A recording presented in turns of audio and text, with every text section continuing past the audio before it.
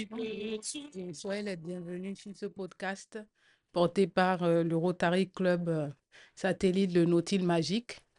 Aujourd'hui, nous allons parler de santé mentale, plus spécifiquement de la dépression chez les jeunes. Et moi, je suis Carole Akobékan.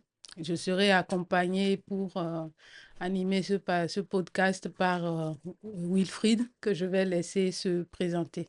Bonjour Wilfried, tu peux te présenter, s'il te plaît. Bonjour Carole. Moi c'est Wilfried Jogbenou, je suis psychologue clinicien, spécialiste en santé mentale et pratique de soins. Je suis aussi consultant sur les questions de violence basées sur le genre et le genre, Mm, et puis dans l'accompagnement de la dépression chez les jeunes.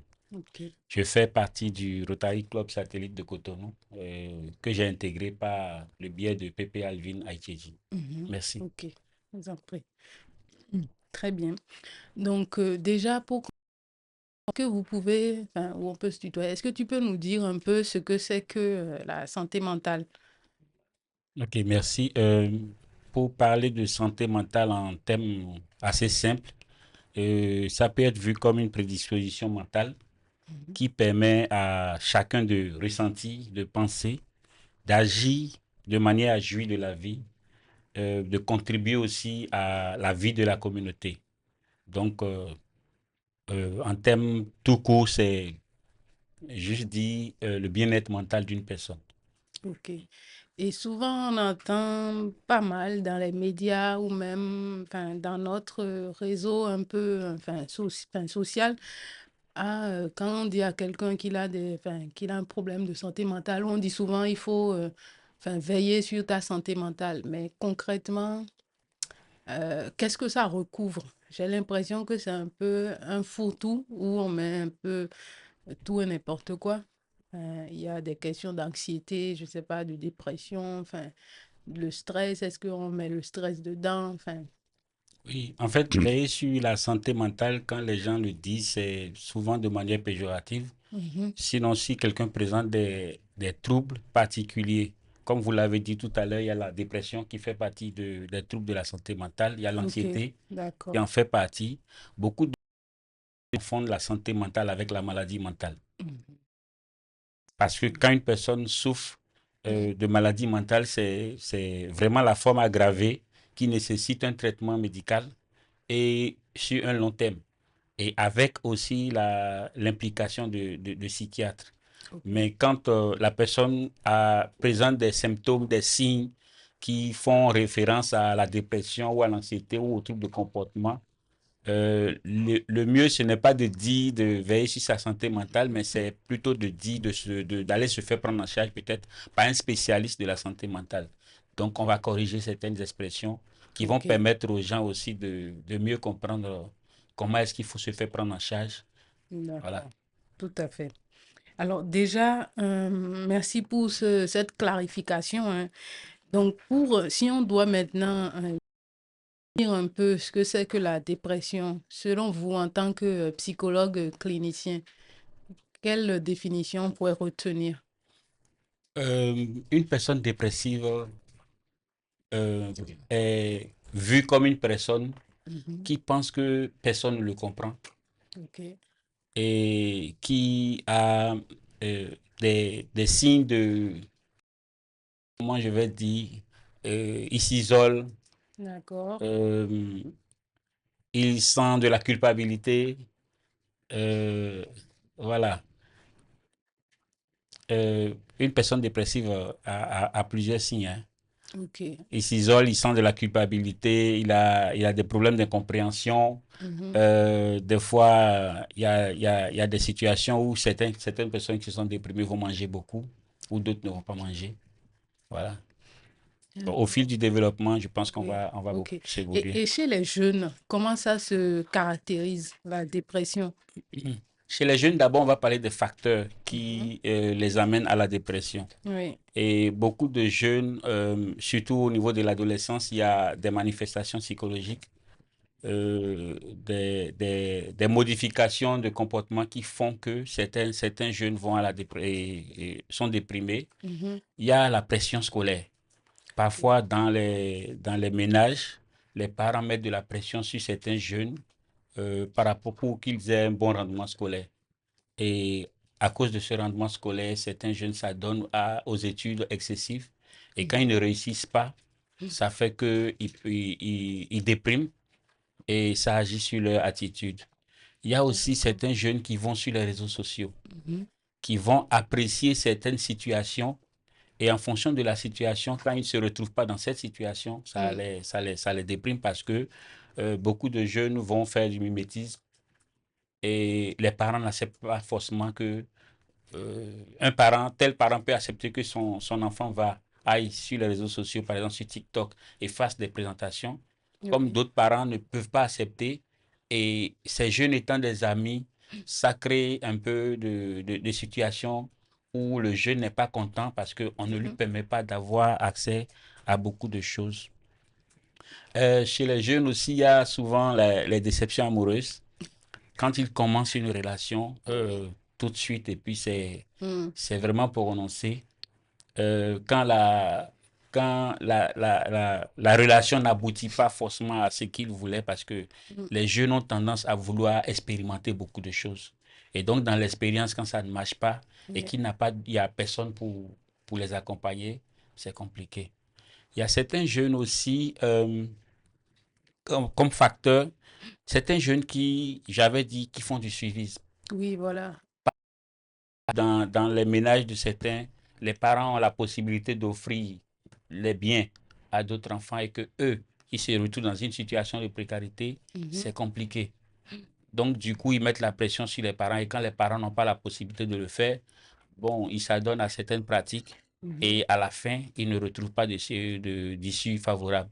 Et donc là, c'est compliqué pour eux. Et ça va jusqu'au fait que certains jeunes vont prendre même de l'alcool. Mhm. Ça donne à la pratique à l'usage des substances psychoactives qui les mettent aussi dans un autre état second. Ok. Mm. Donc, on peut comprendre que là, il y a une question de frustration Mhm. parce que, enfin, le jeune n'a pas forcément ce qu'il aurait souhaité avoir parce que ses parents ne peuvent pas lui offrir. Maintenant, vous avez aussi parlé tout à l'heure du fait que on met la pression à l'école aux jeunes pour qu'ils donnent de bons résultats. Mm. Mais qu'est-ce que le parent peut dire à son enfant qui peut le conduire un peu à dépression, quoi? Comment est-ce qu'on devient déprimé? Enfin, si on peut dire ça ainsi, chez un jeune adolescent, par exemple. Ok, quand je prends le cas de la pression scolaire, Mhm. j'ai mon voisin qui est toujours premier en classe, Oui. et tandis que moi, mon enfant Mhm. n'est pas dans les 5 premiers. Et souvent, on a tendance à culpabiliser cet enfant-là en demandant si l'enfant du voisin a deux têtes. Mhm. Effectivement. Pourquoi est-ce que lui, il est dans la même classe que l'enfant et il n'arrive pas aussi à être dans les 5 premiers? Mhm. Donc, il ne faut Mhm. pas qu'il salisse le nom de la famille. Toujours, c'est lui qui déconne. Il n'est pas intelligent. Et on lui porte des stéréotypes dit. Et du coup, l'enfant, n'ayant pas de pouvoir de se défendre, se sent coupable à un moment donné.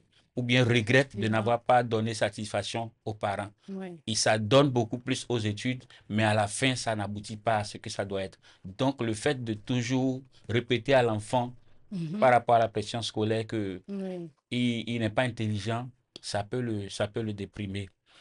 Pour certains jeunes qui, à l'adolescence, ont envie de Mhm. se faire, ont envie de se faire connaître, Oui. ont envie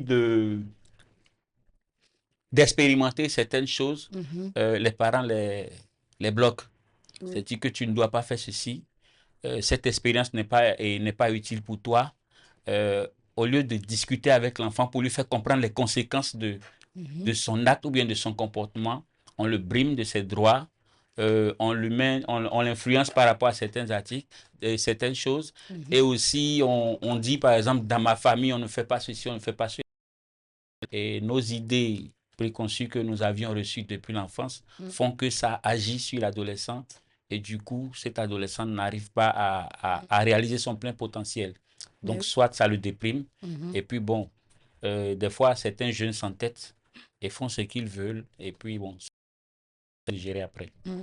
Effectivement, là, ce que vous dites, ça me fait penser à un peu de l'autorité parentale, Voilà. la domination parentale. Et c'est vrai que dans notre culture même béninoise hein, ou même africaine, on ne peut pas tenir tête à son parent. Mhm. Donc, enfin, on est d'ores et déjà un peu piégé, si on peut dire ça ainsi. Maintenant, comment est-ce qu'un enfant, enfin un adolescent, je vais dire, voilà, un adolescent peut sans se rebeller, ou alors c'est que s'il répond, on va dire qu'il est mal élevé. Ouais, c'est des cas qu'on voit autour de nous, hein. Donc, comment est-ce que nos jeunes adolescents surtout peuvent un peu se protéger eux-mêmes, quoi, tout en ne sortant pas du cadre familial ou du cadre enfin, sans manquer de respect à leurs parents, quoi. Ouais. C'est un peu délicat parce que tous les adolescents ne sont pas les mêmes. Mhm. Quelle que soit la proposition que nous allons faire, qui sont vraiment récalcitrants, et Ok. c'est compliqué. Mm. Mais dans toutes les situations, quand nous recevons les jeunes, c'est que nous les recevons et nous essayons de comprendre pourquoi, d'une manière ou d'une autre.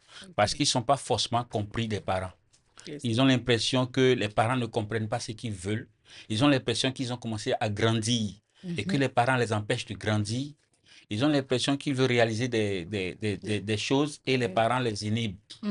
Mhm. Et donc, parfois, quand nous les recevons, nous essayons de leur expliquer en fait euh, leur devoir en tant qu'adolescent. Et après, nous recevons les parents. Ok. Et ce n'est pas que nous leur disons ce que l'adolescent a dit, mais nous essayons de voir comment est-ce qu'on peut faire une thérapie parent-enfant. Ok. Mais l'essentiel pour les parents, c'est aujourd'hui, c'est de discuter avec les adolescents. Quand ils commencent à voir que l'adolescent commence à avoir un certain nombre de comportements, Mm. il faut discuter avec l'adolescent pour lui montrer les conséquences d'un tel ou tel comportement et les avantages de ce que nous leur disons de ne pas faire. C'est Parce que ça. je te dis de ne pas aller ou bien de ne pas suivre tel ou tel ami, Mhm. c'est parce que j'ai constaté quelque chose. C'est parce que avec mon expérience, je me rends compte que s'il va dans cette direction, ça va être difficile.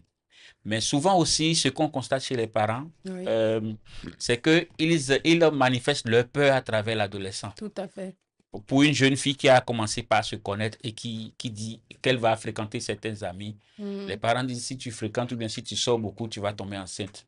Mais Oui, la c'est ça. jeune fille, en ayant ses fréquentations, peut être bien consciente que la grossesse n'est pas le moment important pour elle.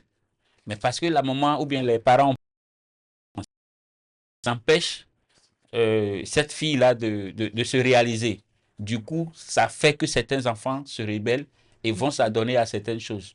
Donc, Ok. la première des choses, c'est communiquer avec les jeunes et Oui. aussi chez les jeunes, d'avoir confiance en leurs parents. Et s'ils ont des difficultés ou bien des problèmes, c'est Mm. d'en parler aux parents.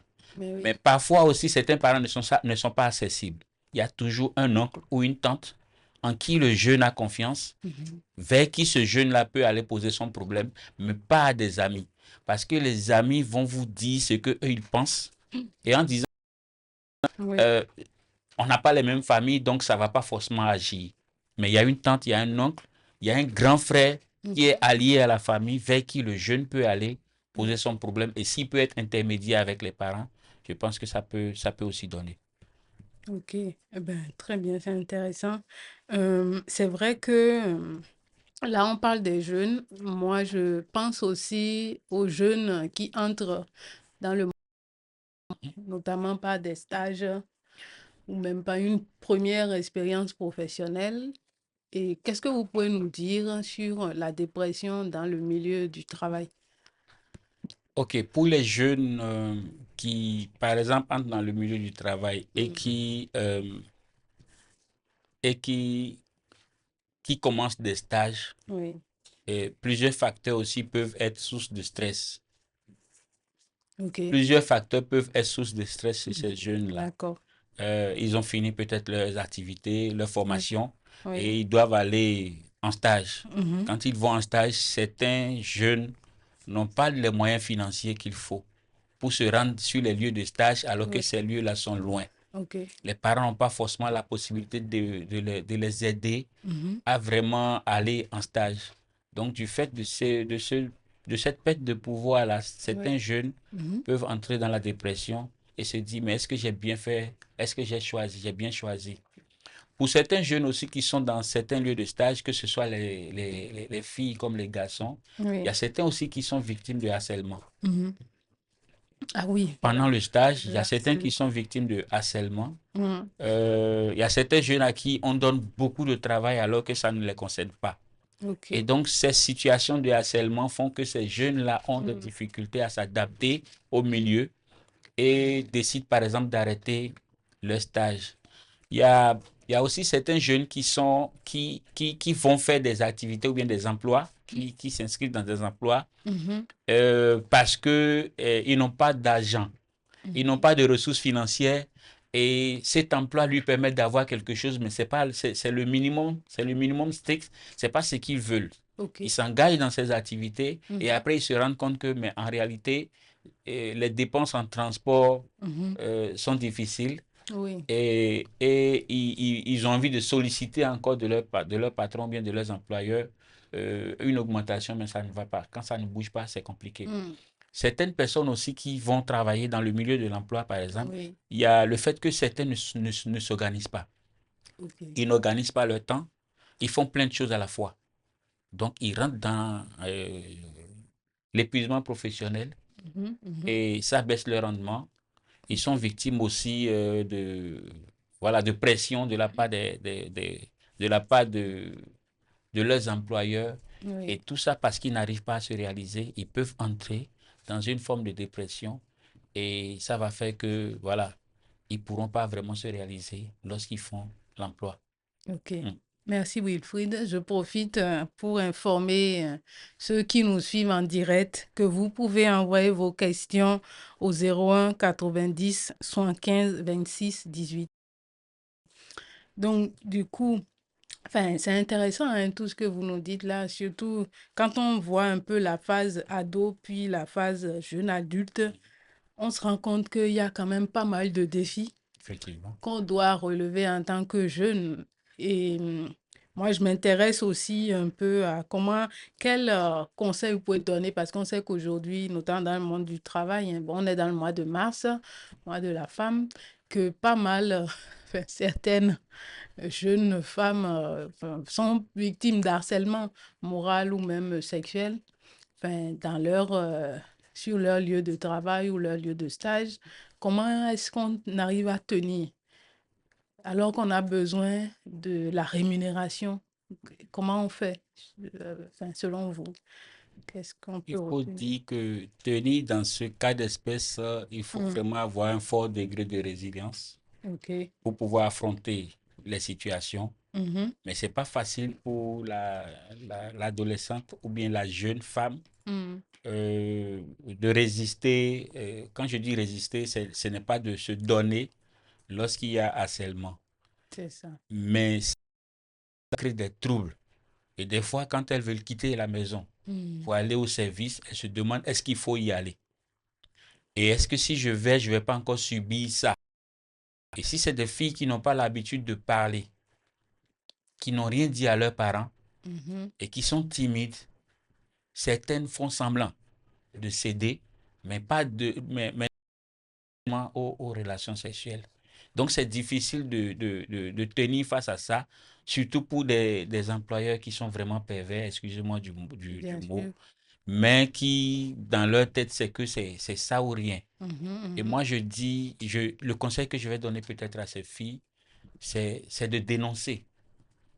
Même si on perd cet emploi, au moins on aurait empêché un individu mal intentionné de continuer sa pratique de perversion ou bien de harcèlement. Tout à Donc, c'est fait. de dénoncer. Et quand ça les dépasse, les Mhm. parents sont là. Les jeunes ont tendance à dire que les parents ne les accompagnent pas, les parents ne les aiment pas.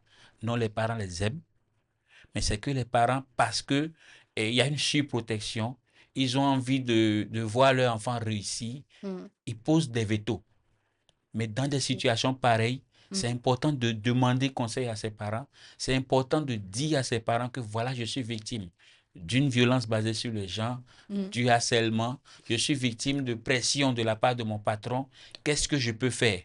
Ce n'est pas exact. d'aller dire, aller voir mon patron et dites-lui d'arrêter. Qu'est-ce que je peux faire? Les parents ont la possibilité et Mm, la forte potentialité de l'enfant et de leur dire qu'est-ce qu'il faut faire. Euh, les parents, si, comme je l'avais dit au début, on n'a pas la possibilité de voir son père ou sa mère, il y a l'oncle, il y a la tante attente, bien qui sait sûr. se faire entendre auprès des parents. Et quand l'enfant est habitué à ce parent, l'enfant peut aller discuter avec le Mm, parent. Si dans l'entreprise, il y a un responsable hiérarchique et que ce n'est pas ce responsable hiérarchique qui exerce la pression vers l'employé, vers la fille, vers la jeune fille, vers le jeune garçon, comment on appelle ça, cet employé-là peut aller voir la mhm, hiérarchie directe mm. et expliquer vraiment le problème. Et je remercie notre président aujourd'hui qui fait Oui, beaucoup de choses qui vont à l'encontre des personnes qui exercent ce harcèlement. Parce que c'est important et ça protège beaucoup plus les enfants. tout à fait. Maintenant, enfin, tout à l'heure, on a parlé un peu des facteurs de risque. Est-ce qu'il y a des facteurs de risque qui sont un peu génétiques? Oui, par rapport à la dépression, les Oui, causes, bien sûr. oui, il y a des facteurs biologiques. Les facteurs Mhm. biologiques, pour parler d'hérédité, Ok. oui, il y a certains parents dépressifs Mhm. qui, au fil du temps, qui n'ont pas vraiment bénéficié d'accompagnement et tout ça, Mm. peuvent transmettre ça Ah à oui. leur enfant. Et du coup, vous allez voir, euh, j'ai lu dans un article Mhm. qui sont hyper tendues, les femmes qui sont beaucoup plus hyper tendues, qui sont nerveuses et autres. Mm. À l'accouchement, on essaie de les mettre sous surveillance et tout ça. Mais Ok. quand ça se développe beaucoup à la fin, quand ils accouchent, l'enfant devient sourd. Et c'est quelque chose qui se passe au fait dans le système nerveux central. Ok. Il y a des facteurs aussi psychologiques et des facteurs environnementaux. Mhm. Pour les facteurs psychologiques, c'est lié à des traumatismes anciens. Certains enfants qui, dans leur enfance, ont vécu des traumatismes, beaucoup de choses qui allaient à l'encontre de leur volonté, où on les brimait. Pour certaines filles qui ont été victimes de viols, d'abus sexuels depuis Mhm. l'enfance, quand elles grandissent et qu'elles se mettent dans des couples, c'est souvent difficile. Elles peuvent déprimer parce que leur relation ne marche pas. Ces Ok. enfants à qui on dit, voilà, j'enseignais ça à certaines personnes la dernière fois, Mhm. où on dit quand on est parmi les grandes personnes, on ne parle pas. Et oui.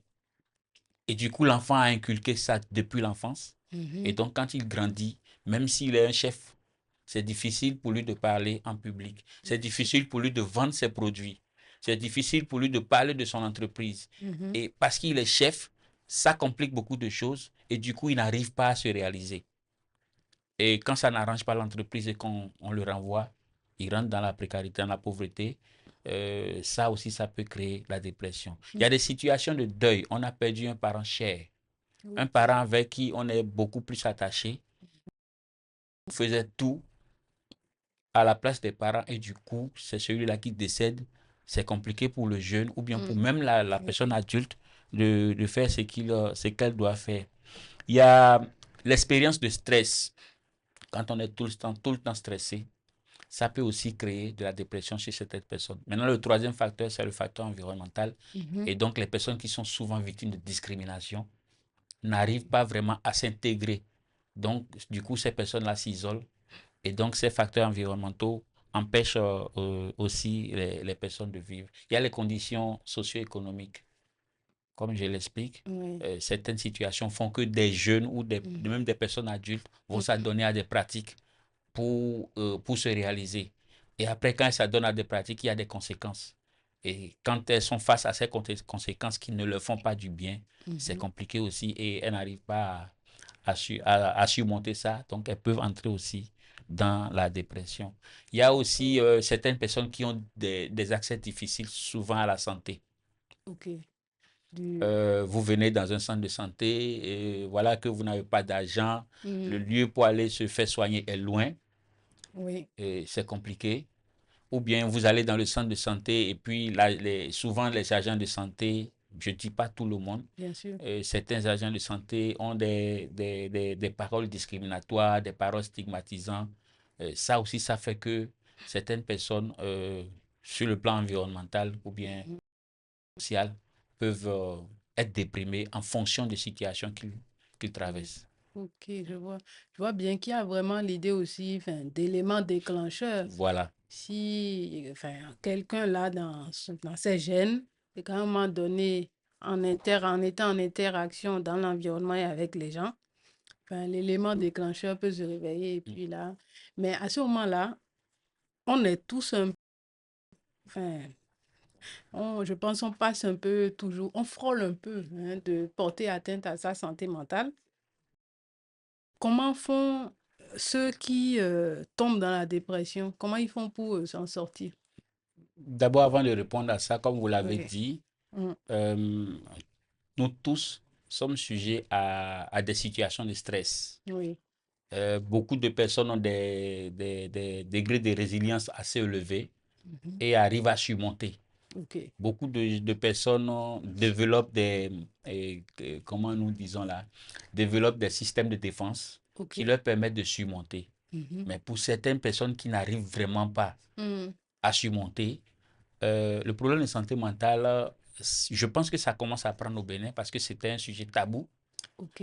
Quand la personne entre en dépression ou la personne a un problème de santé mentale et qu'on lui dit va voir un spécialiste de santé mentale, il vous dit tout de suite je ne suis pas encore fou. Euh, Ça. je ne suis pas fou. Pourquoi est-ce que vous Mm. voulez que j'aille voir un psychologue? Donc c'est le lieu d'expliquer aussi que le Mm. psychologue n'est pas celui-là qui s'occupe des fous, mais c'est celui-là qui accompagne la personne qui est en souffrance, monter ses souffrances et en la mettant au centre de sa prise en charge. Donc, pour les personnes qui n'arrivent vraiment pas à surmonter Oui. les pressions ou bien les troubles de la santé mentale, moi, je les conseillerais plutôt de consulter un spécialiste qui Mhm. va pouvoir les accompagner. Mais en dehors de la consultation des spécialistes Mm. et en fonction de ce qui les met dans les situations de dépression, les activités sportives que, par exemple, ces personnes peuvent faire. Il y a les activités communautaires, se mettre avec des personnes qui Mhm. peuvent vous aider à surmonter, des personnes qui peuvent vous donner des conseils, des personnes qui peuvent vous orienter. Il y a aussi l'alimentation, Ah oui. parce qu'il faut avoir une alimentation saine. Il y a les activités, j'avais dit, sportives, Mhm. et il y a aussi comment organiser son temps pour avancer. Mais dans toute chose, quand vous sentez des signes, c'est important de communiquer autour de vous parce que celui qui est à côté de vous peut vous porter de l'aide. Celui qui est à côté de vous peut vous orienter à ce que vous puissiez avoir de l'aide. Et quand ça ne va pas du tout, il faut consulter un spécialiste. D'accord. Et quelle activité physique on peut faire pour éviter un peu la dépression? Il y a plusieurs activités hein, quand on parle de sport. Il y a la marche, Mhm. Ok. il y a les salles de gym. Mhm. Et dans les salles de gym, il y a beaucoup d'activités que certains font. Ok. Euh, la maison même, il y a souvent des chaînes de télé sur lesquelles on diffuse des activités de sport qu'on peut suivre et Ok. puis aussi essayer de s'exercer à la maison s'ils n'ont pas la possibilité d'aller le Dans faire. Ouais. Ok, dans une salle. Et en termes d'alimentation, euh, est-ce que y a tel aliment qui exposerait plus, moins qu'un autre? Non, pour l'alimentation, nous communiquons souvent avec les nutritionnistes. Ok. Les nutritionnistes qui, vraiment, pour avoir une Mm. alimentation saine, il faut tel degré de protéines, tel Mhm. degré de glucose, tel degré de temps. Mhm. Quand je parle d'alimentation, qui, qui sont déprimés, Mm. il y a certains qui ne mangent pas. Ah oui, mais bien sûr. D'accord? Mm. Parce que le degré de dépression est élevé.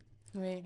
Certaines personnes, elles sont mélancoliques, elles se mettent dans une situation où ça peut créer des troubles digestifs. Mhm. Par contre, certaines personnes aussi mangent beaucoup. Ah oui. Donc, il faut contrôler parce que Mm. ça peut aboutir à l'obésité, Bien sûr. à l'hypertension artérielle et puis après, Mhm. c'est des dégâts. Donc, pour ce qui concerne l'alimentation, Mm. il faut se contrôler, ne pas éviter de manger, Mhm. Ne pas manger aussi beaucoup. Mais oui, Se référer aussi à des nutritionnistes qui pourront donner des conseils diététiques pour que les personnes puissent être à l'aise. très bien. Mm. Merci Wilfried. On a deux questions en ligne. Mhm. Donc la première, peut-être que vous allez répondre Ah oui, au fur et à mesure, hein. allez-y, oui. Voilà. Donc on nous demande le caractère héréditaire de la maladie mentale ne limitera-t-il pas l'impact éducationnel des parents sur les enfants? Euh, la personne qui a posé la question, et au début, je disais Mm, qu'il faut distinguer la maladie mentale de la santé mentale. effectivement. La santé mentale, c'est un état de bien-être mental qui permet à une personne de se réaliser, d'interagir autour de lui. Mm, D'accord? Mais quand on prend la maladie mentale, c'est l'état plus grave qui, qui fait que la personne a besoin d'un traitement médical. donc, D'accord? Et cette personne va consulter un psychiatre. ok. Et donc, quand la maladie mentale est vraiment grave, la personne est incapable de prendre en charge l'éducation de qui que ce soit. Donc, on met cette personne sous tutelle et on essaie de voir un peu comment on peut Mm, agir.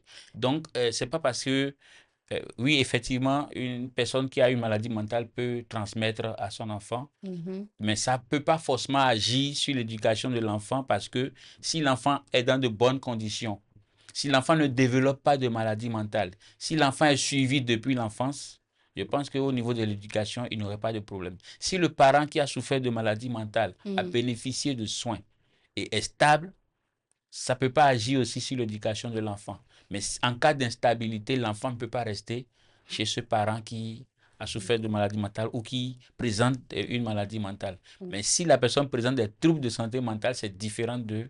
Parce qu'une ok. une maman déprimée Mhm, peut, sans que l'enfant n'ait fait quelque chose, le taper, par exemple, parce que bien sûr. elle vit une souffrance qu'elle n'a pas encore Mhm, faite, elle n'a pas encore euh, digérée ou soignée. Et oui. puis, bon, elle déverse ça sur Mhm, les enfants, mais ça n'agit pas forcément sur l'éducation c'est de vrai. l'enfant. Ok. Effectivement, vous avez dit ça. Et puis en même temps, vous avez parlé aussi de résilience. Voilà, Donc, on comprend bien que même s'il y a un petit impact héréditaire, justement, si l'enfant a un bon degré de résilience, il peut passer outre cela. effectivement. Et de la même manière, enfin, pour ajouter au vu de tout ce que vous avez dit, je pense qu'il y a des études aussi qui ont été faites qui ont montré que, bon, si la femme, elle est insécure et qu'elle est enceinte, que, elle peut transmettre cette insécurité à son bébé Enfin, oui. depuis, voilà, le Mm. ventre. Oui, Mais que si l'environnement,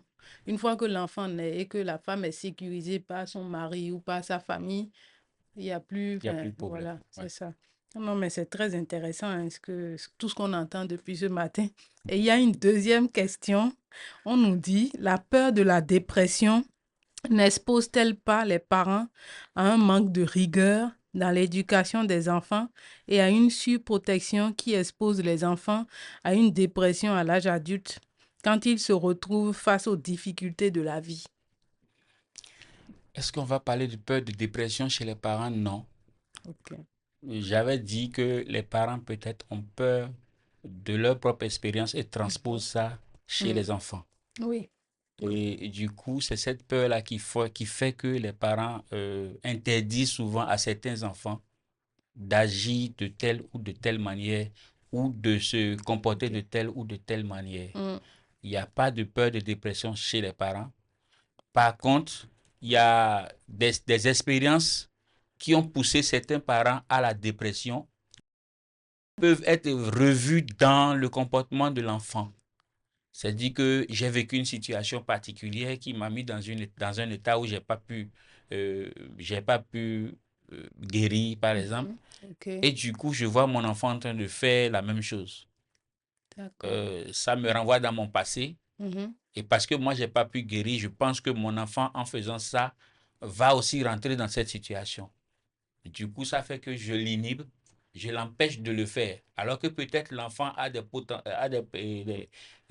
on appelle, des potentialités de contourner ça. Bien sûr. Plutôt que l'enfant et de l'empêcher de faire ce qu'il doit faire, Mm. je peux peut-être lui donner des conseils sur ça. Le devenir de l'enfant à l'âge adulte, ça part des expériences aussi que les enfants doivent faire. Tout à fait. La seule chose, comme je l'ai dit, c'est Mm. de parler aux enfants, Oh, de leur expliquer les conséquences oui, de ce qu'ils font, de leur expliquer les avantages de pourquoi nous refusons. Et même si c'est possible d'expliquer même notre propre expérience à l'enfant, quand on voit que l'enfant est vraiment mature, ce n'est pas un enfant un et adolescent qui est en bouleversement, on va jeune expliquer. adulte, quoi. Ou soit à cet enfant, on peut parler de nous en donnant un exemple d'une autre personne. Par exemple, j'ai une amie qui a vécu ceci, voilà ce qui s'est passé. Mm. Et l'enfant dit non, je peux surmonter, moi je ne suis pas l'autre. Mais c'est à nous maintenant de l'accompagner dans ça C'est et ça. de lui expliquer, par exemple, que s'il y a des difficultés, qu'il peut venir nous voir et Mm. une fois que la confiance est, c'est bon. Maintenant, on a peur entre en dépression s'il ne réussit pas une situation donnée ou si un comportement l'amène à des situations de trouble. Donc, on peut avoir peur que notre enfant entre en dépression, mais il n'y Mhm. a pas de peur de dépression par l'enfant. Ah, ok. Mais quand même, je pense que l'éducation va permettre aussi de sécuriser, de structurer ou même de prévenir même enfin, un problème de santé mentale, quoi. Effectivement. Parce que si on crée très tôt la communication, la confiance, parce que construire la confiance, ça demande du temps. Oui, Donc, si on n'essaie pas l'éducation, de mettre son enfant à l'aise, de discuter avec lui, comme vous l'avez très bien dit, en lui expliquant, si tu poses tel acte, voilà les avantages et les inconvénients. Maintenant, bon, c'est un peu ta vie, mais pas totalement parce que tu es quand même sous l'autorité parentale. Je pense que ça part beaucoup aussi de l'éducation qu'on donne, quoi. Parce que je me rends compte au travers de tout ce que vous dites que c'est l'éducation qui va créer, en fait, le fait que l'enfant ait confiance en son père ou en sa mère ou en un oncle ou une tante pour lui dire des choses qui, quoi. mais l'éducation ne va pas se limiter aussi aux parents. C'est exact, bien sûr. L'éducation à la maison Mhm. sur ce qu'il faut faire et Oui. même il y a certains enfants pour qui même on crée la confiance, mais qui ne Mm. se confient pas forcément aux parents. OK. L'éducation aussi à l'école, Mhm. parce que ça, c'est une autre forme d'éducation qui peut lui permettre de comprendre que, voilà, il y a des situations de la vie, Mm. et voilà comment on se comporte, la morale, le Tout à civisme et tout fait. ça. Oui. Et aussi, il y a l'éducation, les amis, l'entourage Mm. et tout. Donc, c'est tout ça combiné qui fait l'individu. Maintenant, c'est aux parents d'essayer de recadrer le tout pour que l'enfant vraiment puisse se structurer et ne tombe pas dans l'amener à des problèmes de santé mentale. D'accord. Merci Wilfried. Je rappelle aux amis en ligne que vous pouvez envoyer vos questions au 01 90 75 26 18. Il y a une autre question pour vous. On me dit, la stigmatisation autour de la dépression peut-elle empêcher les individus de chercher un traitement? Stigmatisation autour de la dépression, qu'est-ce que la personne veut dire? Je ne sais pas. Mais je sais que la stigmatisation peut Mm. entraîner la dépression. Ok. Ah, D'accord? d'accord. Et parce que tout le temps, c'est vous qu'on pointe du doigt. Toi, Mm. tu ne vaux rien. Toi, tu ne seras rien. Toi, tu ne peux pas te réaliser. Toi. Ça peut amener la personne à la dépression. Mm. Maintenant, la stigmatisation dans les centres de santé aussi peut empêcher certaines personnes d'avoir accès. Et parce que ces personnes n'ont pas pu avoir accès aux soins de santé, peuvent entrer dans des états dépressifs parce que euh, leurs droits ne sont pas valorisés Mhm. et elles ne bénéficient pas forcément de ce qu'il faut. Donc la stigmatisation peut entraîner la dépression, mais il n'y a pas de stigmatisation autour de la dépression. Peut-être qu'il y a incompréhension autour de la dépression, ou Mm. bien peut-être que peut-être une personne peut être déprimée Oui, et à cause de sa dépression, les gens peuvent le stigmatiser. c'est Ça ça. aussi, ça peut empêcher une personne d'entrer dans son plein potentiel. Ok. Non, mais oui, c'est vrai que même quand vous en parlez là, vous voyez, même, enfin, moi, je pense que j'ai deux exemples. Enfin, j'ai pensé tout de suite à deux cas, quoi. Mhm. Notamment les personnes qui vivent avec des maladies chroniques. Oui. Je vois ici, se déplacent dans le centre, il faut prendre un médicament. Mm. Enfin, on les pointe déjà du Oui. doigt. Et puis, c'est pas toujours intéressant. Donc, eux-mêmes, ils se sentent un peu mis à l'écart, un peu en reclus. Et donc, bien sûr, ils vont pas vouloir prendre leur Mm. traitement. Et on a Et, vu ça aussi. et il faut dire, même en dehors des maladies chroniques, il y a des situations où, par exemple, on voit un homme qui est efféminé, Oui. Oh il là, va dans un centre de santé, tout de suite, on le traite de gay, c'est ça. d'homosexuel, alors que c'est pas évident. Et du coup, si dans ce centre, les gens sont homophobes, si dans ce centre, les gens ne comprennent pas la thématique de c'est quoi être un gay, c'est quoi être un homosexuel, ces Mhm. personnes-là, souvent, euh, vous allez voir des personnes qui disent, ah, regarde, voilà encore une personne, voilà encore une personne. Et Mm. du coup, cette personne se sentant mal à l'aise va se retirer de ce centre de santé. Bien Peut-être sûr. qu'elle porte une maladie et à cause de cette stigmatisation, elle n'a pas accès et elle peut propager Exact. aussi cette maladie. Oui, oui. Elle va refuser d'aller aussi dans d'autres centres de santé parce qu'elle va se dire de la même manière que les gens ont agi M'ont contre moi, traité. peut-être que c'est de la même manière que les autres vont agir. Donc ça aussi, ça peut limiter l'accès à la Oui, santé. c'est tout à fait juste, hein, tout à fait. Alors, une autre question, comment la dépression affecte-t-elle la perception de soi et l'estime de soi chez les personnes qui en souffrent? Il faut dire aussi que la perte de l'estime de soi fait partie des conséquences de la dépression. Ok. Parce que si chaque fois je culpabilise face à une situation, Mhm. je n'arrive pas vraiment à me réaliser. Donc, la dépression peut affecter l'estime d'une personne. Ok. Et d'une manière ou d'une autre, certaines personnes peuvent avoir une baisse de l'estime de soi assez prononcée. Mhm. D'autres personnes vont vouloir se donner du courage. Et en voulant se donner du courage, ils vont dire, je ne vais pas fléchir devant certaines personnes. Donc, vont leur donner Mhm. une autre carapace. Ok. Et ça peut avoir des conséquences autour d'elle. Donc, la dépression peut affecter l'estime d'une D'accord. personne. Mhm. Ok. Et du coup, on nous parle ici maintenant des médicaments, notamment les antidépresseurs. Donc, quel rôle ils jouent par rapport à la psychothérapie dans le traitement de la dépression? Bon, moi, en tant que spécialiste de santé mentale, en tant que psychologue, Mm. je ne prescris pas de médicaments. Ok. Et si la personne vraiment souffre d'une dépression qui l'amène dans une situation où il y a nécessité de prendre des médicaments, Oui. parce qu'il y a certaines personnes dans leur situation qui n'arrivent pas à dormir, Mhm. ne dorment pas du tout, Ah oui. ou Oula. bien ils dorment pas du tout, ou bien par exemple ils dorment beaucoup, Ok. ils ne Oui. veulent pas se réveiller pour affronter la situation. Ah oui, c'est un Donc, peu, ouais, même quand ils reposer. sont réveillés, ils ont envie de dormir encore pour ne pas se réveiller. Donc, quand certaines personnes sont dans des situations où ça nécessite vraiment Mm. une prise en charge d'antidépresseurs ou de neuroleptiques ou quoi que ce soit, moi, je réfère vers des psychiatres. Et Ok. c'est eux qui savent qu'est-ce qu'il faut donner. Mm. Mais il faut dire que les antidépresseurs apaisent souvent certaines personnes. Donc, Ok. en plus de la psychothérapie, Mhm. de soutien que nous faisons, ou bien familial que nous faisons, ou bien de relaxation et autres, il y a certaines personnes qui ont besoin de traitement, Mm. d'accord, pour les apaiser d'abord et pour continuer. Donc, comment je vais dire, c'est complémentaire. Ok. D'accord. Mais quand moi je prends, je ne vais Mm. pas directement vers la prise en charge médicamenteuse. On D'accord. essaie de Ok. travailler à sorte que la personne puisse surmonter sa souffrance, Mhm. puisse être à l'aise dans ce qu'elle fait et quand ça ne va pas du tout et qu'on voit que ça veut entrer dans une situation de maladie mentale, Oui. je réfère et puis ça passe. Ok. Mm. D'accord. Très bien.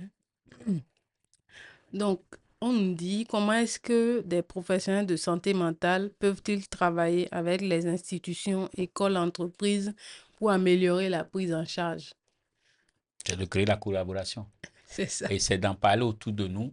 Et Mhm. c'est aussi le fait que les entreprises, les écoles et autres puissent comprendre Mhm. que les professionnels de santé mentale ne sont pas des personnes qui traitent les fous, Oui. mais qui traitent peut-être les problèmes de comportement, les situations de dépression, qui accompagnent l'orientation. Même Mhm. parfois dans des écoles, il y a certains élèves qui sont turbulents et autres. Un spécialiste de la santé mentale peut contribuer à régler cette situation de troubles de comportement. Donc, c'est déjà de créer la collaboration. C'est à ces entreprises-là de savoir qu'il existe des psychologues au Bénin Bien sûr. aujourd'hui et qui sont nombreux et qui peuvent les accompagner dans la prise en charge. Il y a certaines structures qui ont des psychologues.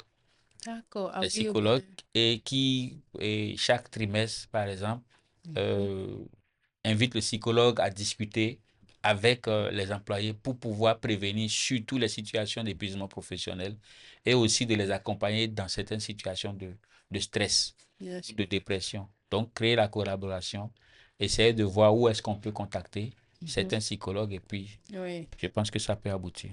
d'accord. Ok. En attendant de venir sur ces infos-là que vous allez nous donner après, hein, j'ai comment contacter des psychologues et où les trouver aussi. Donc, est-ce que la dépression peut affecter le système immunitaire ou d'autres aspects de la santé physique? Euh, certains aspects de la santé physique, oui. Oui, ok. Lesquels? Oui, parce que une personne déprimée qui ne mange pas peut avoir des troubles digestifs, Ah oui. peut avoir de l'ulcère et tout ça. Mhm. Et quand on parle de système immunitaire, c'est des cellules qui sont dans l'organisme qui permettent à l'individu d'être en bonne santé, notamment les cellules CD4. Je ne vais pas entrer dans la biologie, Bien mais sûr. c'est des cellules qui vraiment s'occupent de la défense de l'organisme Mhm. contre les événements extérieurs Mhm. et qui doivent créer des troubles au niveau de l'organisme. Bien Donc sûr. la dépression peut agir sur la santé physique de l'individu. Oui. Agir sur la santé physique parce que si quelqu'un ne dort pas assez, Mhm. c'est compliqué pour cette personne-là qui Mhm. travaille de réaliser ses activités. Il peut se Oui. permettre de dormir au boulot. Pour quelqu'un qui Mhm. dort beaucoup, peut être en retard au service et Bien ça peut sûr. compliquer aussi son rendement au travail. Mhm. Quelqu'un qui est boulimique à cause de la dépression, par exemple, Mhm. si dans le service, euh, il y a une heure pour manger, que au lieu de travailler, il passe son temps à grignoter, ça peut aussi agir. Donc la dépression agit plutôt sur la santé physique de la personne. Et si la santé physique de la personne est atteinte, peut-être que le système immunitaire aussi va prendre un coup. Bien sûr. Non, mais tout à fait. Ça fait lien, hein. Voilà.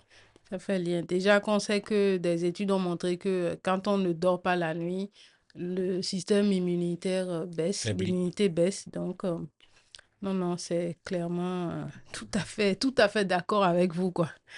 Bon, peut-être une autre question d'un ami en ligne. En quoi la culture, les croyances et les contextes sociaux influencent-ils la manière dont les individus vivent et gèrent leurs problèmes de santé mentale? Ça nous renvoie aux gens, hein. On a toujours eu des idées, des stéréotypes qui ont Mhm. été inculqués de manière culturelle, aux différentes générations. Oui. Et aujourd'hui, certaines familles continuent de le faire. Il y a certaines religions aussi dans lesquelles on dit, Mm. par exemple, nous, dans notre religion, on ne prend pas de transfusion sanguine. Ah Et du oui, coup, l'individu qui doit bénéficier de transfusion sanguine se voit biaisé. Et si c'est à cause de ça, ça peut entraîner souvent la personne mm, à, à mourir. mais oui. Où on lui dit, voilà, il faut qu'on te fasse la transfusion, sinon c'est grave. Et du coup, sur son lit d'hôpital, il rentre dans une forme de dépression parce qu'il y a rien pour le sauver. Et c'est son système de croyance. Il y a dans certaines cultures, voilà, il y a des idées on a données aux enfants, on a donné à Mm, la femme, on a donné aux assis. Et du coup, la femme, dans un foyer où le monsieur est conservateur qui dit, chez nous, la femme n'a pas le droit de donner des ordres, la femme n'a pas le droit de parler, alors qu'il y a une situation qu'elle vit dans le couple et qu'elle a envie de partager avec son mari. Du fait de cette culture, et parce qu'elle respecte cette culture de son mari, elle n'a pas comment on appelle, la force d'en parler. bien sûr. Parfois, elle va parler dehors. Et si dehors, on lui donne de mauvais conseils, par exemple, elle trouve sa camarade lui dit, par exemple, bon, moi, si moi j'étais à ta place, j'allais faire ceci. Alors Mm, que vous n'avez pas les mêmes maris, c'est compliqué. Donc, du fait qu'elle ne peut pas parler, ça la met dans une situation où elle se sent vraiment inférieure et c'est compliqué. Donc, les rapports d'inégalité qui ont été établis depuis les temps anciens entre l'homme et la femme font que la dépression existe beaucoup plus dans certaines familles ou chez certaines personnes. mm, Pour un enfant, par exemple, à qui, comme j'ai dit, on dit qu'on ne parle pas, qui devient timide demain, mais oui. à cause de sa timidité, se retrouve dans un groupe d'individus donnés et on lui donne la parole, il n'arrive pas à parler et les autres commencent par se moquer de lui, ça fait qu'il va commencer par s'isoler. Donc effectivement, les situations culturelles, tout ce qui était dit avant, Mhm. quand c'est ancré, que ça continue, ça contribue aussi à la dépression chez certaines personnes. Mais c'est quand même terrible, hein. Et comment, pour revenir à quelque chose de beaucoup plus concret, comment est-ce que vous faites, enfin, dans notre contexte, par exemple, on voit que c'est à la fois culturel, il y a les traditions, enfin, c'est social, enfin, ça passe par l'éducation. Concrètement, comment on s'en sort, quoi? Il faut dire que de mieux en mieux, on a commencé par sensibiliser autour Mhm. de nous. Et dans certaines contrées, il y a les chefs religieux et les chefs culturels. Ok. Ces personnes-là, dans certaines contrées, sont des porte-voix de ce qu'on dit. Et Ok. de mieux en mieux, ça a commencé par prendre, où on a commencé par donner un Mhm. peu de pouvoir à la femme, un peu de pouvoir à la fille. Avant, on disait les filles doivent pas aller à l'école, mais aujourd'hui, on a constaté que ça va. C'est Et ça. certaines filles même excellent plus que certains Les garçons. garçons, oui. Donc, c'est toujours de continuer à sensibiliser autour de nous. Ce n'est pas de vouloir imposer à quelqu'un qui est conservateur que tu dois changer, mais c'est de lui apporter l'information sur si tu continues à être conservateur, voilà ce que tu peux rencontrer comme conséquence.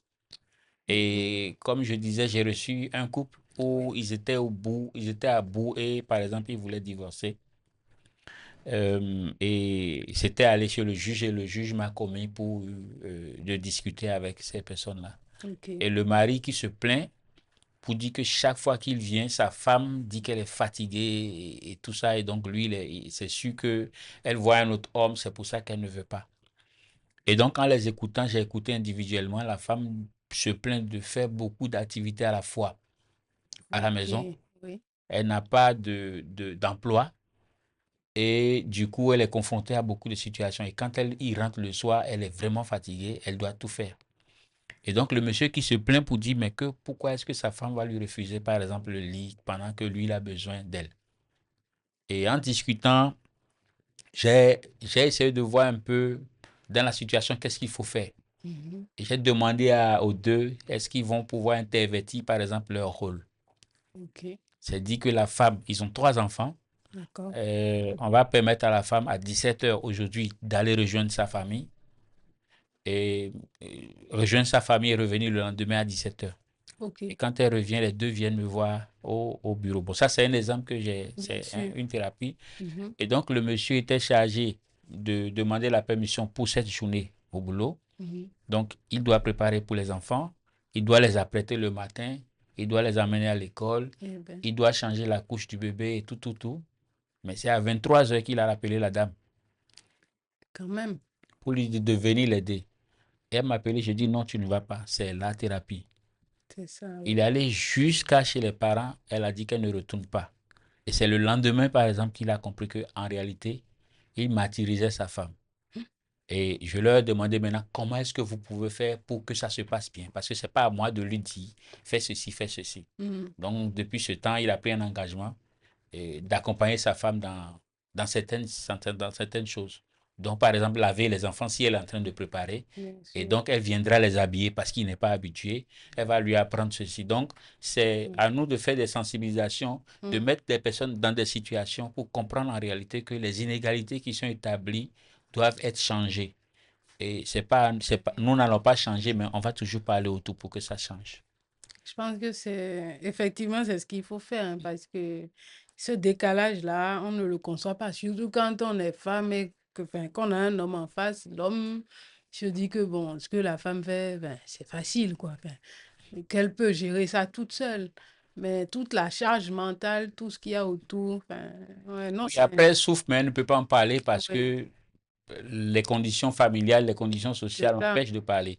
bien Et du sûr. coup, elle rentre dans des phases où vous allez voir, c'est tout le temps elle qui chante des chansons mélancoliques. Oui. Elle a besoin de s'évader. Des fois, elle sort, elle ne dit rien, elle revient. Et puis, Mm. beaucoup de comportements qui agissent sur le couple. C'est vraiment une situation de mal-être, quoi. Voilà. Oui. Eh ben, d'accord. On a encore quelques questions. Alors, quels sont selon vous les moyens pour favoriser une meilleure intégration des personnes ayant des troubles de santé mentale dans la société, notamment en termes de travail et de vie sociale. Reprenez la question, s'il vous plaît. Oui, alors quels sont selon vous les moyens de favoriser une meilleure intégration des personnes ayant des troubles de santé mentale dans la société, notamment en termes de travail et de vie sociale? Ok. Bon, c'est un peu beaucoup plus prononcé quand on dit intégrer les personnes qui souffrent de troubles de santé mentale. Parce que si on va parler ainsi, c'est que la personne a un trouble qui est vraiment prononcé et qui n'arrive plus à intégrer quoi que ce soit, qui a bénéficié de traitements, peut-être de psychothérapie et autres. Oui. Si ce sont ces personnes et qu'on voit que vraiment ces personnes sont stables et elles sont parvenues à se réaliser, on peut déjà voir avec un spécialiste qui va confirmer que voilà, cette personne, ça peut aller. Et si elle a appris un métier et que elle doit intégrer, on peut même produire un certificat médical pour dire oui, effectivement, à partir de tests et à partir de consultations, produire un certificat médical pour montrer que oui, effectivement, cette personne est stable. Maintenant, si le trouble n'est pas assez prononcé,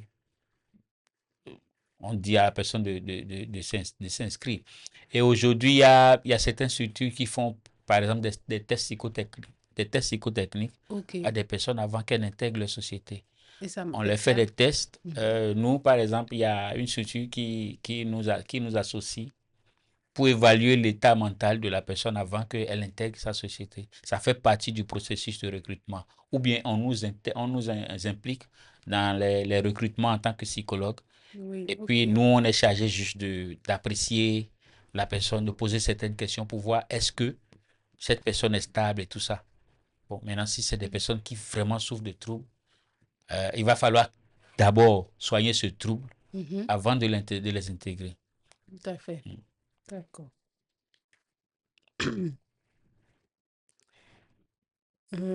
Bon, peut-être que... comment est-ce que l'évolution numérique, téléconsultation, application de bien-être, peut-elle faciliter l'accès aux soins et et l'accompagnement des personnes en souffrance psychologique? Bon, si cette personne était en face de moi, j'allais demander c'est quoi l'évolution numérique. Mais je peux comprendre par est-ce qu'on peut faire une prise en charge via euh, communication. Oui, ou Et je à dois comprendre distance. par là, oui, effectivement, à distance, nous recevons des gens OK. sur Teams, on crée des liens Mhm. sur Teams, mais c'est en visioconférence parce que Bien en sûr. parlant avec l'autre, il faut la voir. Donc, on ne va Mhm. pas faire un appel audio simple C'est ça. pour discuter avec la personne. On fait un appel vidéo, OK. on voit la OK. personne et on prend maintenant des temps où on se dit, voilà, à telle période, tel programme, il faut le faire. Mais si la personne n'est pas assez loin de nous, Mhm. on exige au moins qu'une fois, cette personne vienne en face à face. OK. Mais Ah. c'est possible avec la technologie aujourd'hui de Mhm. traiter des gens, mais efficace à 100%, je Mhm. ne peux pas confirmer. OK. Mais pour d'autres personnes, à 100%, ça marche. Mhm. Ah oui. Donc, c'est comme vous avez dit, quoi. Ça Voilà. dépend de chacun Voilà. aussi. Mm. OK. Quelles sont, selon vous, les différences entre la dépression et les autres troubles de l'humeur, comme le trouble bipolaire? La dépression est un trouble de l'humeur. Mhm. OK. Le trouble bipolaire aussi est la bipolarité aussi est Oui, un trouble de l'humeur. Donc les voilà. deux entrent Ah, dans les troubles de l'humeur. le trouble de l'humeur. Parce OK. que la dépression fait que j'ai un comportement particulier face à une situation. Je peux pleurer tout le temps, je peux faire tout ce que je veux. Celui qui est bipolaire, par contre, est difficile à cerner parce qu'il souvent adopte tel comportement aujourd'hui, demain il peut changer. Il peut avoir des idées préconçues, après Mm. il peut se définir comme un individu. Donc les deux, la dépression et le bipolaire, c'est des troubles de l'humeur. Donc il n'y a pas de différence. OK. Sauf que Mhm. la différence existe dans la manifestation. D'accord. OK. Eh bien, en tout cas, ça nous donne pas mal d'infos hein, sur la dépression étant un trouble de l'humeur et les autres troubles qui suivent. Selon vous, maintenant, étant donné qu'on a parlé pas mal des causes, des manifestations, du point de vue individuel et social, comment est-ce qu'on peut prévenir la dépression? Prévenir la dépression, je Est-ce pense que possible? j'avais abordé un peu. Oui, on peut prévenir la dépression. Ok, On peut prévenir la dépression. J'avais déjà dit, il faut connaître ce que c'est que la dépression. Il faut connaître les signes de la dépression. Et ok, quand je connais la dépression, les signes de la dépression et que ça veut se manifester, je saurais déjà comment m'adapter, ok, d'accord, comment mm, faire pour ne pas aboutir à ça. Et j'avais dit parler autour de soi ou bien sûr. consulter un spécialiste. Mhm, Il faut éviter des situations qui peuvent vraiment être trop stressantes. Il y a certaines personnes qui se mettent dans des situations de stress oui, et ces situations évoluent mais continuent mm, de le faire. J'avais aussi dit il faut s'organiser.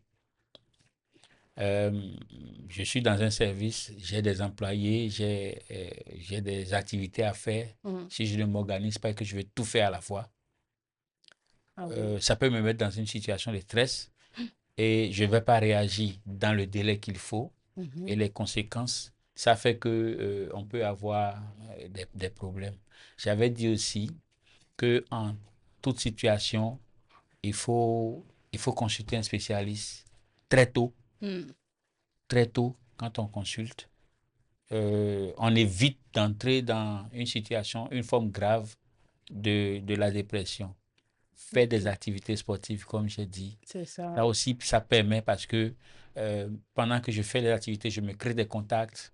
c'est ça. Je marche avec des personnes qui sont positives, des personnes qui ne Mhm, m'amènent pas à faire des mauvais trucs, à avoir des mauvais comportements et tout ça. Donc, bien s'entourer de sûr, belles personnes, de bonnes personnes. ok, Comment on peut connaître la bonne personne, je ne sais pas, mais c'est quand ouais, je m'approche de cette personne que je constate qu'elle a une attitude mhm, différente et ouais, vraiment qui peut me nuire, je m'éloigne de cette personne.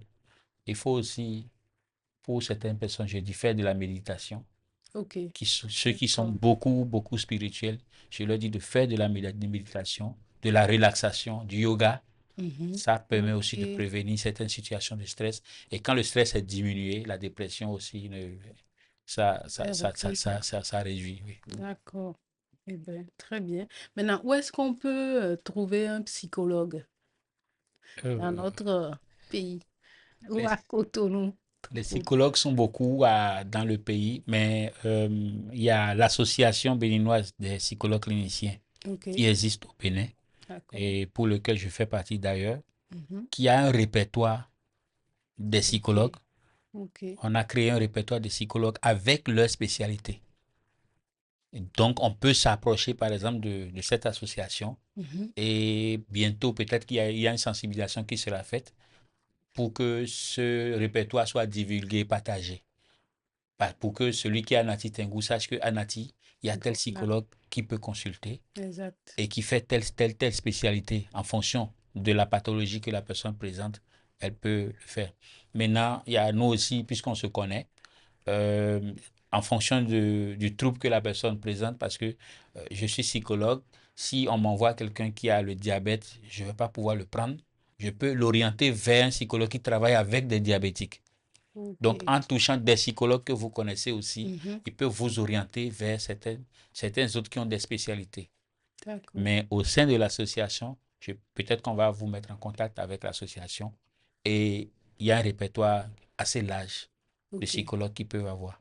d'accord. Et l'association est sur Facebook ou... Oui, il y a une page Facebook. Ok, Après, je d'accord. peux partager avec vous. Bien sûr. Peut-être que vous pouvez nous rappeler le nom de l'association, peut-être pour que les gens notent ou aller voir sur Oui. Facebook. Association béninoise de psychologues cliniciens, Les en psychologues abrégé cliniciens. ABPC. ABPC. Oui. Ok, très bien. Maintenant, est-ce que par rapport aux sensibilisations, euh, est-ce que l'association fait des sensibilisations périodiques, est-ce que gratuites ou même gratuites, où les gens pourront aller assister, ouais, ou s'informer, quoi, déjà. OK. Oui, effectivement, il faut dire que l'association, le bureau a été renouvelé récemment. Ok. Et dans leur plan d'action, il y a ces activités de sensibilisation-là.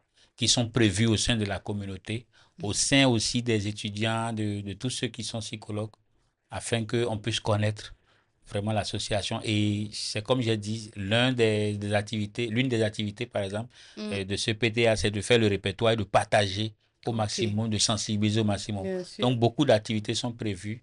Euh, Au fil du temps, peut-être après, à partir de fin mars, beaucoup Mm, d'actions seront menées au sein de la population et divulguées via les réseaux, la télé et tout ça pour que les gens puissent comprendre que effectivement il y a des actions qui sont menées. qui Donc des sont- sensibilisations et tout ça sont prévues Mm, au sein de l'association.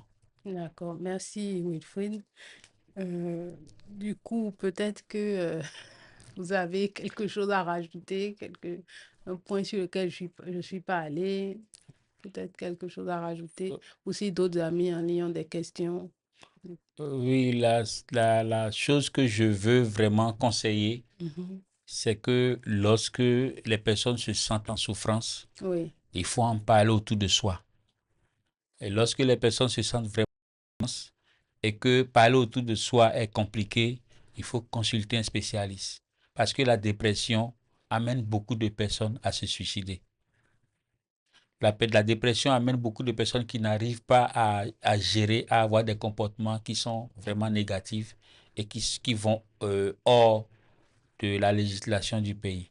Et ils peuvent se retrouver dans des situations qui sont vraiment graves. Donc, parler autour de soi, consulter un spécialiste, et je pense que ça sera bien. Donc, il ouais. ne faut plus avoir peur de voir un spécialiste de la santé mentale comme quelqu'un qui traite les fous. Mhm. Personne n'est fou, mais on est en souffrance. Et pour traiter cette souffrance, il faut voir celui qui peut aider. Pourquoi quand on a le palu, on n'a pas peur d'aller à l'hôpital pour voir un médecin? Donc, prendre la dépression, bien prendre son trouble comme une maladie, et, comment on appelle ça, biologique, voir un spécialiste, ça permet d'atténuer beaucoup de choses et de permettre aux personnes d'être en bonne santé. Mm, tout à fait.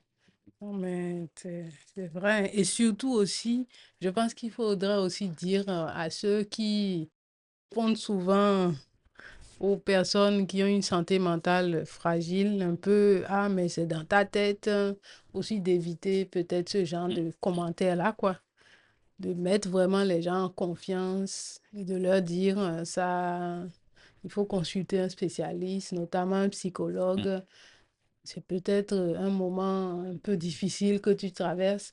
Peut-être faire preuve un peu de compassion et d'empathie Justement. aussi vis-à-vis de la personne et peut-être aider la personne à sortir. D'où, comme nous sommes sur un podcast qui est porté par le Rotary Club, qui privilégie surtout la bonne camaraderie, je pense que vraiment ça aide, hein, se retrouver Oui. avec un cercle où on discute d'autres choses, quoi. Et surtout aux jeunes, aux adolescents et jeunes, Mm, c'est de faire confiance en leurs parents, bien sûr. en leur parlant des situations de stress qu'il faut. Si ils n'ont pas, ils ne peuvent pas parler aux parents, c'est de voir, comme j'ai dit, quelqu'un de proche Mhm, qui peut les aider à surmonter. Mais de oui, ne pas prendre des faux conseils, de bien mauvais sûr. conseils de la part de leurs amis pour évoluer. Plusieurs situations peuvent se présenter. Aujourd'hui, ils savent aussi qu'il y a des spécialistes qui peuvent les écouter. Donc, s'ils ne peuvent pas aller voir les parents, Mm, ils aillent voir les spécialistes. mhm, Et je pense que ça va aussi porter. ok. En temps, nous avons des questions qui sont arrivées. Donc, OK. on me demande quels sont les signes précurseurs à reconnaître pour détecter les troubles de santé mentale chez une personne, que ce soit dans un cadre personnel ou professionnel. Troubles de santé mentale, ça revient. Est-ce que les gens sont en train de confondre la dépression et les troubles de santé mentale? Je ne sais pas. Mm, Mais j'avais essayé de voir un peu certains signes mm, parce que je me suis dit que certaines personnes peuvent demander. mhm. Il y a au niveau de l'humeur, Oui. il y a la tristesse, il y a Mhm. l'irritabilité, Oui. il y a, comment on appelle ça, l'isolement. Mhm. Quand on prend au niveau de l'anxiété, il y a des personnes qui peuvent avoir de l'anxiété excessive. Et on peut voir que certaines personnes sont préoccupées Ok. Elles ont des peurs sans objet. Mhm. Et elles n'arrivent pas à se contrôler. Des signes qui peuvent aussi être précurseurs de troubles de santé mentale. Quand Ok. on prend des personnes qui ont des pensées intrusives, Mhm. il y a certaines personnes qui ont des idées obsédantes, des idées suicidaires, Oui, ou c'est bien ça. elles ont l'impression que on les poursuit, Mhm. elles ont l'impression d'être incomprises, Mhm. elles ont l'impression d'être tout le temps harcelées et tout C'est ça. ça, oui. Ça aussi, c'est des signes. Il y a aussi de l'aberration dans le comportement. Et quand nous parlons d'aberration dans le comportement en tant que psychologue, on Mhm. parle des personnes qui s'isolent, hein, des personnes qui sont agressives. Oui. À la moindre chose, vous les abordez, ça n'a pas de sens, mais elles deviennent agressives, elles deviennent hystériques et tout ça. Donc, Mhm. c'est des signes qui peuvent être aussi précurseurs. Et aussi, il y a certaines personnes pour lesquelles l'appétit est modifié. Ils C'est-à-dire, mangent beaucoup ou ils ne ok. mangent pas. Ah, d'accord. Le sommeil est perturbé. Ils dorment beaucoup, ils ne dorment Ils pas n'ont du pas, tout. oui. Et puis, certaines personnes qui ont des difficultés de concentration. Mm. Donc, la mémoire peut être trouble. Vous allez voir, le cahier est là, maintenant, elle va vous dire, où est mon cahier? Ah oui. Alors que le cahier est devant elle. Mhm. Et bien, c'est le cahier qui est devant toi. Et tout ça. Il y a la prise de décision aussi qui est difficile. Il y a la prise de décision qui est difficile. Oui. Euh, donc, c'est tous ces signes-là que j'avais préparés. Donc, il y Mm. a des troubles de l'humeur, les troubles de l'anxiété, tout ça. Donc, ces différents éléments sont des signes qui peuvent être précurseurs de troubles de la santé mentale. Ok. Alors, Wilfried, on te demande aussi comment pouvons-nous joindre la BPC. Est-ce que tu peux donner le contact à nos amis en ligne? L'ABPC a un siège et je vais plutôt donner le numéro du président Ok, de ok, l'association. d'accord. Et quand on consulte le président de l'association, et voilà, ça peut mieux se faire. Je ne suis pas là en tant que représentant de l'ABPC, j'en ai parlé Ok, pour qu'on sache qu'il y a l'ABPC qui existe. d'accord, ok. Donc, je recherche le numéro du président et je donne. Maintenant, si certaines personnes veulent plutôt me Mhm. contacter, je peux donner aussi mon contact parce Ok, que on n'a pas forcément besoin de passer par l'ABPC bien pour sûr. consulter un psychologue, mais Mhm. j'ai dit on peut consulter l'ABPC pour avoir le répertoire des psychologues. Tout à fait. Donc, je peux donner mon contact Mhm. et si quelqu'un me contacte, par exemple, je peux aussi le référer vers certains psychologues que je connaisse qui Oui, peuvent traiter les troubles. Donc, mon contact, exact. Oui, c'est le 01 97 38 88 47. Ça, c'est mon contact. Ou bien le 01 95 06 95 58. Euh, ok. Donc, 01 95 06 95 58. 58. Ok. Maintenant, le contact du président, Mhm. c'est le 01 97 26 89 23. 01 97 26 89 23. Si Ok. vous en avez besoin, par exemple, pour avoir le répertoire, Mhm. vous pouvez contacter. Déjà, à la sortie d'ici, je vais l'informer Ok. que j'ai communiqué son numéro au Rotary Autre Club aspect, bien sûr. pour que, voilà, Ok. ça soit compris entre nous. Ok. Et qu'en est-il du caractère anonyme, confidentiel des séances enfin, des séances thérapeutiques, on va dire? Bon, déjà, dans notre code de déontologie, nous prenons la confidentialité, Ok. l'anonymat, nous respectons l'anonymat des personnes. Mhm. Euh, même si je discute avec le mari d'une personne, Oui. même si c'est le mari de ma soeur ne saura jamais Mhm. que j'ai discuté avec elle. Donc, nous prenons en charge vraiment la confidentialité. Nous Ok. respectons l'anonymat des personnes lorsque il y a Mhm. des séances de thérapie. Parce que si ce n'est pas respecté de toutes les façons, vous n'êtes pas professionnel. Exact. Tout à fait. Et autre question, est-ce que la dépression peut être utilisée comme situation atténuante pour excuser un acte criminel commis par une personne dépressive? Ce cas est un peu délicat j'ai pas voulu parler de ça, mais bon, je suis aussi expert psychologue près la cour d'appel d'Abomey, Mhm. où je suis commis par certains juges pour aller faire de l'expertise psychologique à certains détenus qui ont commis des actes. OK. Euh, Dépression comme situation atténuante, on ne va pas dire ça parce que c'est à partir de tests psychologiques qu'on voit est-ce que la personne était dans un état particulier avant de commettre son acte. Mm. Et s'il était dans un état de particulier, ça ne serait pas forcément la dépression. Parce que nous essayons de voir est-ce que c'est une maladie mentale qui a causé et qui a amené la personne à agir d'une telle ou telle manière. Maintenant, euh, comme on dit, une personne étant avec sa femme, par exemple, constate que la femme l'a trompé en griffe et se met dans une situation donnée et va battre la femme, on va pas dire que c'est la dépression qui a poussé le monsieur à agir de la manière où elle a agi. Mm. C'est une situation, c'est un truc réaction, c'est une réaction suite à une situation. Oui. La situation peut le faire déprimer, d'accord? Mhm. Et ça, c'est au long terme.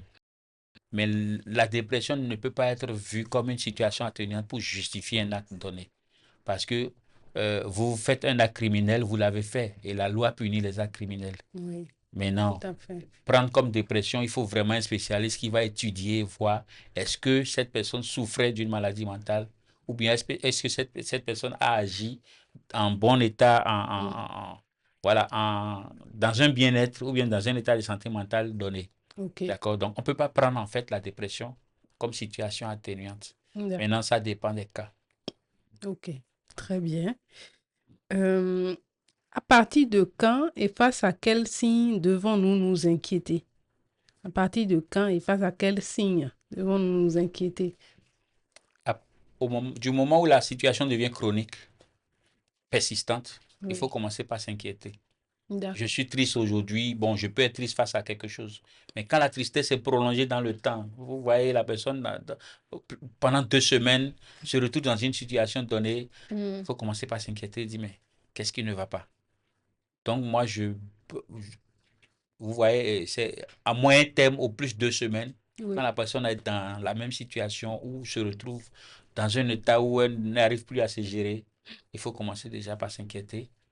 Et j'ai déjà cité les signes. Si les signes Bien sûr. ont été notés, Oui. dès que ces signes apparaissent et que ça perdure dans le temps, il faut commencer par voir comment est-ce qu'on se prend en charge. Oui. Pour consulter. Mm. Mm. Très bien. Mm. Euh, on arrive bientôt à terme de notre podcast. En tout cas, on remercie tous ceux qui ont suivi avec assiduité. Merci pour ceux qui ont envoyé des questions. J'espère que les personnes ont été satisfaites par les réponses de notre spécialiste Wilfried. Wilfried, je vais te donner la parole pour un mot de fin pour qu'on puisse clôturer notre podcast. Ok. Déjà, je tiens à vous remercier Mm. de m'avoir invité pour parler de la dépression, Oui, de la santé mentale chez les jeunes. bien sûr. C'est quelque chose de plus d'important. Je tiens aussi à remercier les personnes qui ont organisé ce Mm. podcast parce que de plus en plus, euh, c'est un sujet qui doit être pris en compte. Donc, je tiens à les remercier et Mm. puis dire que nous sommes toujours disponibles. S'il y a des personnes qui ont besoin vraiment d'un accompagnement, elles peuvent nous contacter sans difficulté. Bien sûr. Donc, je vous remercie vraiment. Merci beaucoup, Wilfried. Donc, n'hésitez pas, si vous avez des questions ou même si vous connaissez quelqu'un qui, au travers des signes que Wilfried a énumérés, qui souffrirait de santé mentale, de le contacter ou de contacter directement l'association pour avoir des infos ou même pour consulter. Mm. Bon, ben, sur ce, nous vous souhaitons une très belle fin de matinée et À à bientôt. la prochaine, Ouais, à à bientôt. bientôt. Merci, Wilfried. Merci.